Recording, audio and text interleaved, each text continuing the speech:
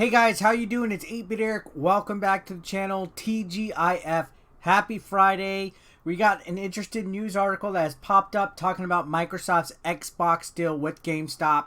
This deal was announced last week. It made some waves because it's pretty big. Partnering between Microsoft and GameStop can lead to a lot of possibilities for the retailer. And a lot of people are interested to see how this would turn out, how this would work for GameStop, and we're starting to get some details about it. So let's go ahead. We're going to talk about this. We're going to read an article courtesy of Business Insider. If this is your first time coming to the channel and you have not subscribed yet, why don't you click the red subscription button down below, enable your bell notifications so you do not miss when I upload. So let's go ahead and begin. This says Microsoft's Xbox deal with GameStop includes a revenue share agreement that gets the ailing retailer a foot in digital retail. So this is going to be big. Very curious to find out some details about this because I was shocked when we saw this partnership. Now let's go ahead and read it. It says, as part of a newly announced deal between Microsoft and GameStop, the ailing video game retail giant will earn a share of digital sales revenue from every new Xbox the company sells. So a share of digital sales revenue from every new Xbox the company sells. So that seems like some pretty good incentive there for the company. Now it says that's in addition to a variety of other measures. GameStop confirmed to the investment firm Domo Capital Management this week. The agreement includes revenue sharing on all downstream revenue, which is digital downloads and digital content, from any device that GameStop brings into the Xbox ecosystem. So this is actually pretty big. Domo Capital tweeted this on Tuesday. It said GameStop now meaningfully participates in digital. Now, this is a game changer for the GameStop brand. We do know majority of what GameStop makes their money on is through pre-owned video games. They get less of a cut from publishers and stuff through pre-owned sales. I remember when I worked there, they pushed pre-owned games constantly. And then, of course, you know, everybody knows they also do pre-orders that they push and stuff like that. But the majority of their money comes from physical media. So stepping into a digital world, in the digital age that the gaming industry is coming, this is a different type of business strategy that could, in the long run, possibly keep them afloat for a little bit. Now, love or hate GameStop, say what you will about them, this is interesting development. Now, it says, in other words, for games and other content purchased from an Xbox device GameStop sells, GameStop will get a cut of the revenue, even though that purchase was through Microsoft's Xbox store after the console was purchased. So in other words, somebody buys an Xbox from GameStop, purchases a digital game or digital download from that console, GameStop gets a cut of that sale. That's actually really interesting. Is this going to force GameStop to push more Series S's since that's a digital only title? Probably. You're probably going to get more Series S's in stock or pushed at GameStop because of this.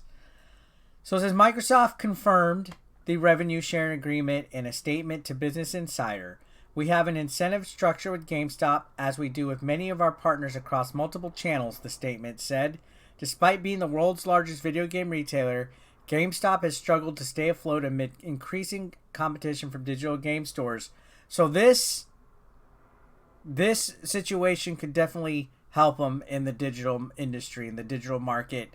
They might not have a foothold in it, but now for every digital sale sold from an Xbox device, sold from GameStop, every digital sale, so let's say you buy 10 digital games from an Xbox Series X or a Series S that you buy from GameStop, they get a cut out of that revenue, a revenue share from each digital download that you get off of that device, as long as it's sold from GameStop. So it says, like Blockbuster Video and Tower Records before, video game retail faces major challenges to its business model as more people buy video games through digital storefronts like Steam or the Xbox Store. Fewer buy games on physical disc from GameStop. I still support physical media, though. So it says the trend was a huge problem for the company until the pandemic forced millions of people indoors. Many of these people with loads of free time on their hands suddenly turned to video games. Sales of video game hardware, software, accessories, and game cards topped 1.6 billion for March, according to the NPD Group's monthly report, the highest reported spend for a March month since 1.8 billion achieved in March 2008. So video game sales have gone through the roof. It says, moreover, with new Xbox and PlayStation consoles scheduled to launch in mid-November, GameStop's more relevant than ever. There's no way to download a new game console, and millions will no doubt turn to the local GameStop for a chance to buy next generation PlayStation or Xbox. So, ideally, people will buy Xbox devices, and all the downloads bought from it, GameStop will get a cut of.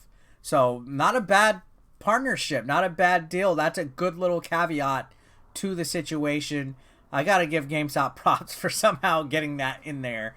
Even if it's like, after the console is bought, GameStop technically has no say-so or anything on what's purchased or done to that console. So to still kind of have a cut of each digital sale afterwards, this could give them a lot of money.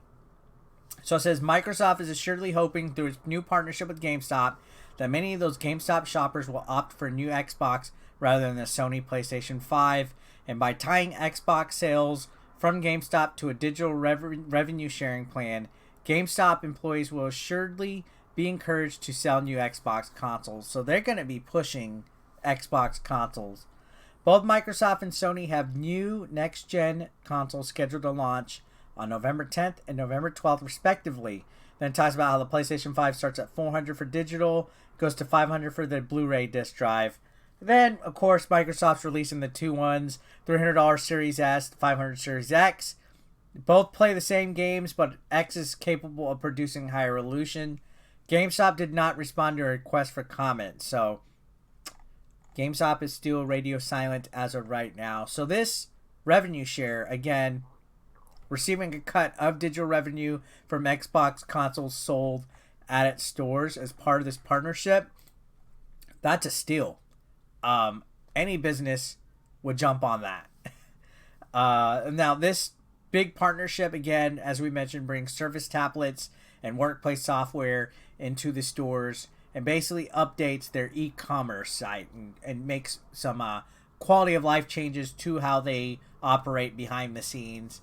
But now they're also receiving this cut of digital revenue. That is actually a pretty good deal. They're getting a stake in the digital marketplace. This is technically, in theory, going to help them out, especially because they've been going through a lot of problems. There was rumors of stores closing, possible bankruptcy. It did not look good for GameStop at all. So now Microsoft came up and helped them out for sure. So what do you guys think? I would love to hear your opinions, your comments on this agreement, this revenue share agreement that we're seeing them get their foot in digital retailer. Let me know your thoughts about it. Subscribe if you haven't already so you do not miss when I upload. I'll see you guys on the next video. Have a great day. Peace out.